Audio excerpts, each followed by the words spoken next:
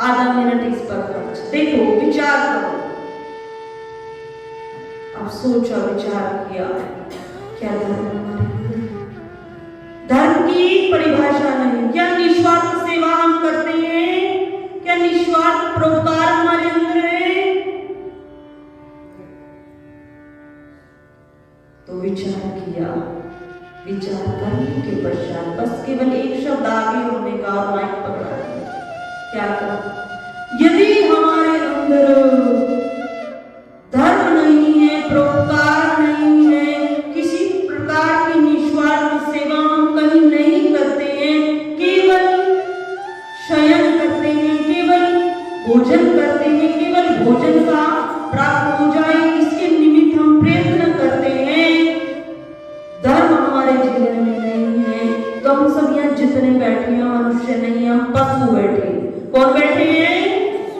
पशु बैठे हैं। पशु भी शयन करता है, पशु भी भोजन करता है, पशु भी अपने परिवार की रक्षा करता है।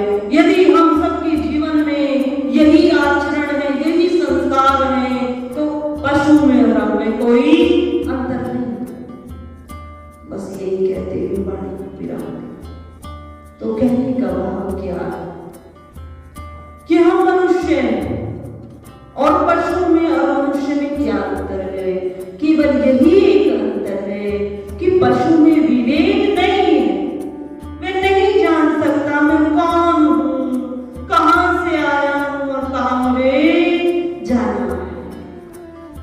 यदि ये जिज्ञासा, यदि ये विवेक शक्ति किसी के अंदर है तो वो मानव शरीर है, उसी को मनुष्य कहते हैं, जिसमें धर्म है, परोपकार। पशु के लिए समस्त स्त्रियां एक समान है और मनुष्य के लिए हम देखें स्त्रियां सब हैं, पर एक उसमें उसकी बहन है, एक उसमें उसकी पत्नी है, एक उसमें उसकी माता है, एक उसमें उसकी अपनी पुत्री। तो चारों स्त्रियों में अंतर है। तो ये क्यों अंतर है? वो तो चारों स्त्री हैं। विवेक के द्वारा अंतर है। विवेक शक्ति किसमें है? वो मनुष्य में है। और यही अंतर एक पशु में हम देखें। यदि मानव होकर ये अंतर हमारे अंदर नहीं है, संस्कार नहीं है, तो वही मनुष्य भले ही दो आंख, दो हाथ और दो पांव है, पर वह मनुष्य मनुष्य नहीं है, पशु रूप ही है। पशु में और हमें यही अंतर है कि हम भगवान की प्राप्ति कर सकते हैं, अपने आप को में हम जान सकते हैं, यही अंतर है। तो भजन में बहुत सुंदर बात आई है कि जिसके मन में राम नहीं वो काया है किस काम की, वे तो साक्षात दो पांव पर सीधा पड़ा पशु तुल्य ही है। वो काया किसी काम की नहीं, इसी मिट्टी से जन्म उसका हुआ है और इसी में पुनः विलीन हो जाएगा, अधोगति की ओर अग्रसर हो रहा है। तो वो काया किसी काम की नहीं। चर्चा कथा चल रही है, भक्तवान बहुत सुंदर ग्रंथ है, भक्ति को बढ़ाने वाला, भक्ति देने वाला। पर 15 दिन का समय, उस 15 दिन के समय में भी 1 घंटा और उस 1 घंटे में भी राम का उत्सव चल रहा है, तो व्यवहारिक ज्ञान होगी। तो जैसे प्रभु की इच्छा कितनी कहां तक जाती है पता, क्योंकि छोड़ना कुछ नहीं चाहते। अगर चाहे तो एक दिन में 24 अवतारों का अमुक का वध किया, आगे बढ़े बताएं, पर उसका लाभ नहीं मिलेगा। जब कथा चल रही है तो उस कथा का रस कब हमारे अंदर आएगा? जब हम उसके अंदर का रस को पान करेंगे। कहने मात्र में वर्तमान की कथा में एक भगवान के 24 अवतारों का वर्णन है और जो परम भक्त हुए हैं भगवान के, उन सब के जीवन चरित्रों का वर्णन है। किस प्रकार भगवान की भक्ति की जानी चाहिए, कैसा व्यवहार हम सबका होना चाहिए, उस चीज के वर्णन भक्तमाल ग्रंथ में रखा गया है।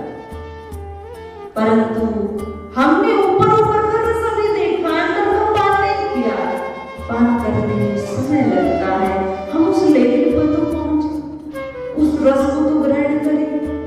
इसलिए ये जितने चरित्र भगवान के हैं अवतार, उनका ज्यादा वर्णन तो नहीं कर पा रहे, पर सार रूप में कोशिश करते हैं जितना उनका वर्णन हो जाए, शुभ लाभ शुभ ज्ञान हमें मिल जाए। कल भगवान के वामन अवतार भगवान ने क्यों धारण किया और किस प्रकार देवताओं के कष्टों की निवृत्ति भगवान ने की, इसकी चर्चा है। भगवान सर्वज्ञ और सर्वदाता भी, भगवान कभी किसी के ऋणी नहीं रहते। हनुमान जी के ऋणी अवश्य भगवान, क्यों? क्योंकि हनुमान जी भी कोई दूसरे नहीं, भगवान के भाई ही हनुमान जी कहे जाते हैं एक दृष्टि से। तो हनुमान जी भगवान से भिन्न नहीं, और माता सीता जी ने अष्ट सिद्धियां प्रदान कर हनुमान जी को भगवान की संज्ञा ही प्रदान की। जो एक देवता में होती है, एक भगवान में जो शक्तियां होती हैं, वो हनुमान जी में समस्त शक्तियां, वो सब सिद्धियां मां जानकी जी ने सरलता पूर्वक हनुमान जी को प्रदान की। तो हनुमान जी की तो भगवान कुछ ऋणी अवश्य, परंतु इस ब्रह्मांड में अन्य किसी के भी भगवान ऋणी नहीं रहते, सर्वदाता है।